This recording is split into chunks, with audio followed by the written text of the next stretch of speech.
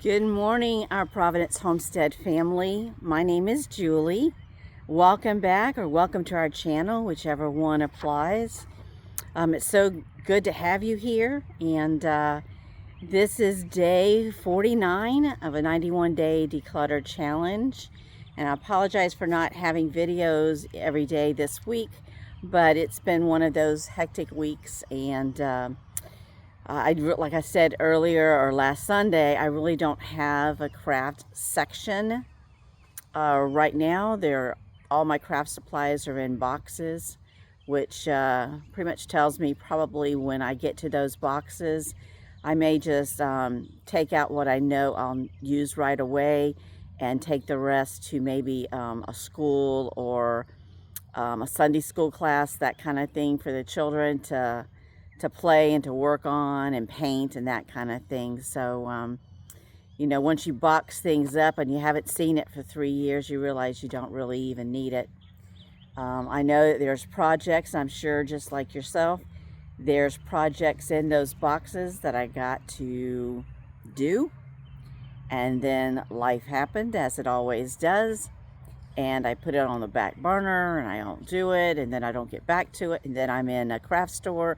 Oh, that looks like fun. I purchase more, yada, yada, yada. It just keeps going on and on. So I know there's a lot of projects in there that I will probably do that and just go ahead and donate and get it out once I get to it, once we start opening up all the boxes. We have been working on some of the landscape here on the homestead. We've had the last three to 4 days, it's been really cold outside, and my bones can't take the cold, so I've just been hunkered inside cooking, which probably isn't a good thing either, because when you cook, you eat a lot. So but yesterday was beautiful. Yesterday evening, the sun was setting just perfectly, and I got out and needed to get some frustration out. And let me tell you, getting a pair of pruning shears or pruning clippers and going to town pruning a plant, it's great therapy. I highly recommend that. So I came out and did some of our plants. And then there was, of course, another witch hazel. We have witch hazel plants all over the property. And the last time I helped my husband trim the witch hazel, I broke out extensively. So I'd gone inside to get a big, it's in place of a lopper, so it cuts bigger branches as opposed to the shears. And I guess that was my signal to my husband that he better come out and supervise. So he came out and seen what I was doing, and he said, "Hey, you've done enough. Sit down. Let me go to it." So he ended up pruning one of the witch hazel plants, and I'll walk over there in just a few minutes and let you see what we got done. And started trimming up the hedges and that kind of thing. We probably spent like an hour and a half, 2 hours out there just starting to trim up some of the landscape. It's getting to be springtime. I know we had those really cold days, but spring is coming, and when the weather starts turning to where it has some nice days, you got to get out there and you got to trim up those shrubberies and those flowering plants so that when spring comes and they open up, then it's all new healthy growth. So that's what we were doing a lot of times. He was doing on the witch hazel plant was or bush was to cut out a lot of the dead, cut out a lot of the stuff that's the lower branches. We wanted to raise it up a little bit. So that's what we did. So we did a little, I was putting things in a bucket, but when he came and had to do the witch hazel, because there's a bigger branches, so we were just cutting and dropping, making a pile, and we'll deal with that today or tomorrow. Probably tomorrow, because we'll just keep cutting today. But for me, that's like a day of rest, is out there cutting and trimming and pruning and being one with the nature and stuff like that. But that's another rant. But anyway, so all last week, which week 7, was the crafts and your craft room, your craft supplies, that kind of thing. if you have a craft room and have time to do beautiful crafts, you're blessed. I like doing crafts, and there's certain painting projects that I will be doing. But again, that's once we get into the garage, and that's not last week, and it's not going to be next week. But as we get to it, and as we clean out the garden and remulch and that kind of thing, the landscape garden, then I'll be painting all my concrete animals. My daughter and I will sit down one day and just paint and do that kind of therapy. And then we'll be putting all those out into the landscape to share animals. Most of them came from my mom, so it's a good reminder of her. So let me just go over what was week 7. In case you missed it, you can start this next week. It's strictly up to you. But day 43 was the general craft supplies, and day 44 was any children type craft supplies. If you don't have children, I'm sure there would have been more general craft supplies to go through. Day 45 was fabric, ribbons, and sewing, your sewing area. Day 46 was any painting supplies. Day 47 was paper and paper tools. Think of scrapbooking, that kind of thing. Day 48 was any remaining craft areas that you may have, or craft supplies. And then today, being day 49, is the day of rest. Now, just to give you a heads up, next week, which is week 8, is when it can become a little bit more difficult. For me, it won't be, because next week, week 8, is your second bedroom. For us, it's a guest bedroom. There's really nothing in there, but I'm going to go over there. I'll clean it like I did the master. Go through the closet, go through different things of it. But when it comes to the second bedroom, when we were younger and we had children, our second and third bedroom, which is we had 3-bedroom home, each of our kids was in those bedrooms. So that's where I say it can become a little difficult. I would encourage you to work with your children. Now, of course, this is age appropriate. If you have someone, let's say, under 5 or 6, you can work with them and go through, when they're at school, you can go through their toys or their clothes, or you can have them involved as much as you want. But it's good to start teaching them these skills of decluttering. Their closets are full, they're bursting at the seam. Let's go through your clothes and find out what you can't fit into anymore. And we'll either, sell them, and you can have the money to buy more clothes, or if you,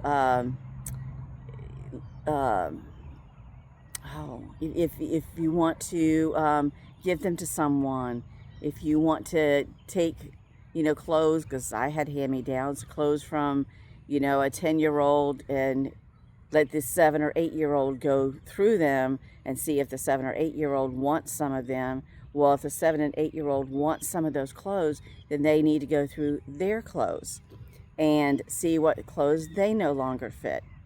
Most of the time, people do the clothes right before school, because I don't know what happens in summer, but kids kind of just grow naturally like a flower. So I would encourage you to encourage your kids to participate in the process. Don't just go in there and do it, especially if you have a teenager. Oh my goodness, that would be like another world war going on in your bedroom if you was to go in there and try to declutter what teenagers consider their own personal space. I've been there, done that. I understand. So I would encourage you, as each thing is, or even today, talk to your teenager. Say, hey, we're decluttering the home. Next week is your room. This is what we're going to do each day, and you need to participate. Now, you don't want it to become a fight. If you can declutter anything out of a child's room, then that's a win. But I don't want this to turn into some kind of big clash within the family. Just like with your husband, you know, when it comes to decluttering his closets, his drawers, that kind of thing, his bedside table, I had to encourage him. I had to take the things to him. And this is after multiple years of doing this, so he knew the routine. Did he want to do it? No. He says everything's fine. Everything's fine in his closet. Everything's fine in his drawers. And lo and behold, he still found things he could part with. Underwear that had holes in it, t-shirts that had shrunk to where they were too short, you know, things like that, socks that had holes in them. So, and one thing I did is I bought him new socks. Get rid of the ones with holes in them. I mean, my goodness, you're a, you know, X number year old man. You don't need to be out walking around with with holes in your socks. Let's get you some new socks. So, so like I said, tread lightly, encourage the participation, do what you can. It's broken down just like when we did the master bedroom. So maybe it won't be overwhelming for a child, even 10 years old might enjoy it. Use it as a teaching experience to donate those clothes to someone. The act of giving, the act of, you know, the toys. Maybe there's some toys that are in really like new condition. Take them to your church nursery. Take them to outreach programs that help women and children, and even men. Men can be abused too, who have left their surroundings and they don't have toys. There for a while, and I don't know, you'd have to check with your community. Some fire stations were taking stuffed animals that were clean, had been freshly laundered, that kind of thing, so that when they went on calls with kids, they could give them a teddy bear or a stuffed rabbit or that kind of thing. So check and see where some of your items can go as a donation, and that's a learning experience for your kids. And I'll tell you this story. One year we were doing this with our daughter, and I said, well, we need to go through your clothes. And it was during the summer, so we were getting ready for school year. And I mean, in her school year, she wore uniforms. So that was a different aspect. We had to go through her uniforms, see if she still fit into them. If not, then we gave them to someone who was in a lower grade or smaller size. And then we purchased from other families. It was just like a hand-me-down situation. I think everybody sold them for $5, but at the end you were even. So, because you sold yours for $5, you bought somebody else's for $5. It was just a way of just giving kids money or something like that. I don't know. But anyway, so I said, we need to go through your closet. It's busting at the seams. I can't hang anything up. And I know there's clothes in there that you can no longer fit into. And she reluctantly says, okay. And I said, you know, when you get done, we'll go and we'll purchase you, you know, a couple pair of new jeans, you know, a couple dresses, a couple shirts, you know, whatever you feel like you need to replace some of these items. So she went in there, and first I was in there with her, you know, helping her change it up. And then she turned to me, she says, Mom, I got this. I understand what you're wanting. I said, just put it in a pile, put it in this garbage bag. And once you put it in the garbage bag, that's it. Don't try to get it back out and because you love it or whatever. Sorry, there's a helicopter going over. So she did that. And so we had two large, the black size garbage bags full of clothes. And I said, where do you want to take them? And she says, well, I want to take them to church and let any of the other kids see if they can fit into them. And if they can't, then, I mean, these were only the things that didn't have holes and stuff like that. If it had holes, rips, buttons missing, that kind of thing, it just went in the garbage. But if it was like new clothes, then she says, I want to let other kids see if they can wear them. If not, we'll just take them to a donation center. And I said, okay, that's what we'll do. So like I said, she had these two bags. So I don't know if this was, I think it was a Friday. I think it was a Thursday or a Friday that we did that. We loaded everything up and we waited, you know. And so we, you know, took the clothes in, we got rid of them. Well, after all those clothes had left, before we even went shopping, I want to say it was like 2 days later. We woke up early in the morning. We went to go leave the house. We opened the door, and there was like 8 large black garbage bags full of her size clothes. Talk about a learning, teaching moment with her. This was the, planting the seeds and reaping a harvest. She was blown away. And that instilled, that thing of giving and then she receiving from the Lord. We kind of think we know where they came from, but, obviously it's somebody who knew us. But they were all new clothes with the tags on them. So they were not even used clothes. They were all brand new clothes from a store. And to see her go through the struggle of, cleaning out her closet and parting with all these things to reap this huge harvest that God blessed her with. It was a lesson that I couldn't have, it was God. So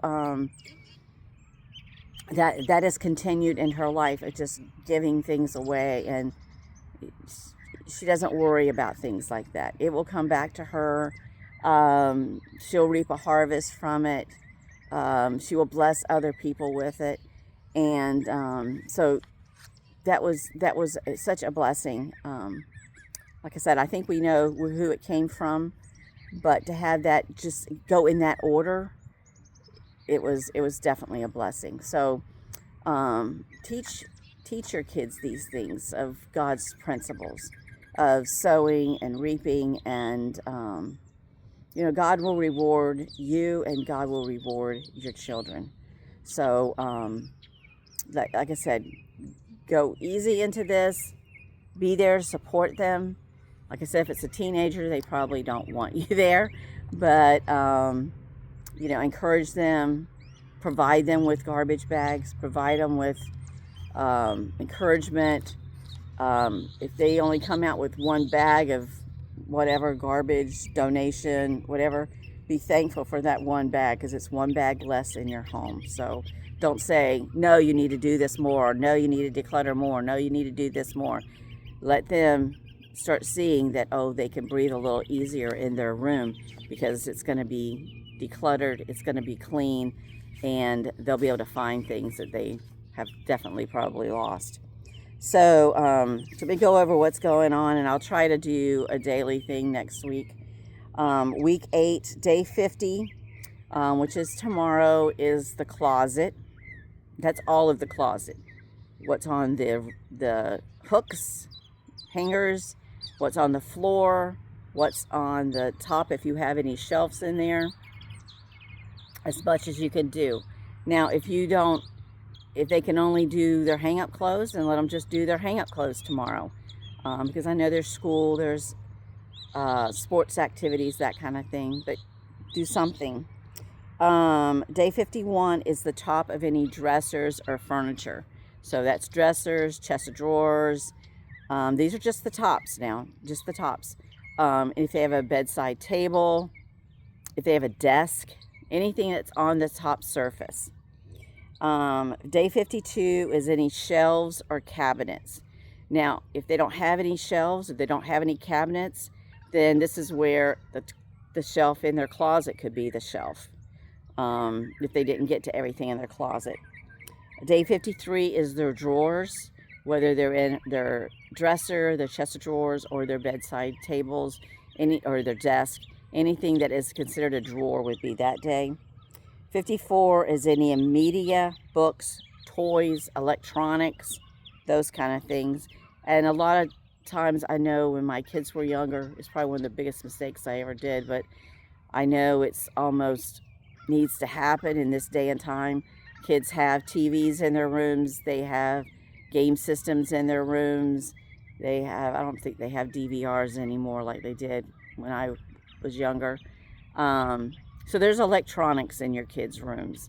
Even if you have a small child, there's probably some type of toys section, toy box, that kind of thing. Day 55 is under the bed, the floor, and any remaining area. And I know when we did the master bedroom, we did the floor, but we never specifically said under the bed. And when you come into second bedrooms and third bedrooms where these are utilized by children, there's always something underneath the bed. So that's why it's ironic that they put that on here, under the bed. And then, of course, day 56 at the end of week 8 is the day of rest, which will be 1 week from today. So that's our game plan for next week. I hope you can't hear those dogs going crazy, but they are. You know, enjoy today. Enjoy today.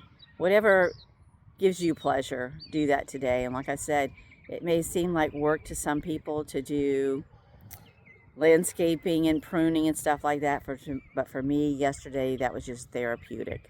So, and relaxing. And it was an evening time and it was quiet. So do something today that makes you happy. If it's reading a book and it's nice outside, grab your book, a chair, something to drink, and go find a spot outside in your yard and read your book. Even if it's for only 15 minutes, 30 minutes, however you can stay out there and enjoy. I encourage you to do that. So until next time, I appreciate so much you stopping by the homestead. Our Providence homestead is growing. We're learning. We're developing. We're doing a lot of things that I'm not putting on camera yet just because I don't have the system to do that. But yeah, I just encourage you to do that and get out there and enjoy nature today. So until we see you again, don't forget to like and share this video. Encourage your friends to join and participate in the Declutter Challenge with you, so you guys can console each other when you're helping your kids to declutter their rooms. And hug your loved ones. Tell them you love them, appreciate them, and we'll see you next time. Take care. God bless. Just a little quick word, my friend's back.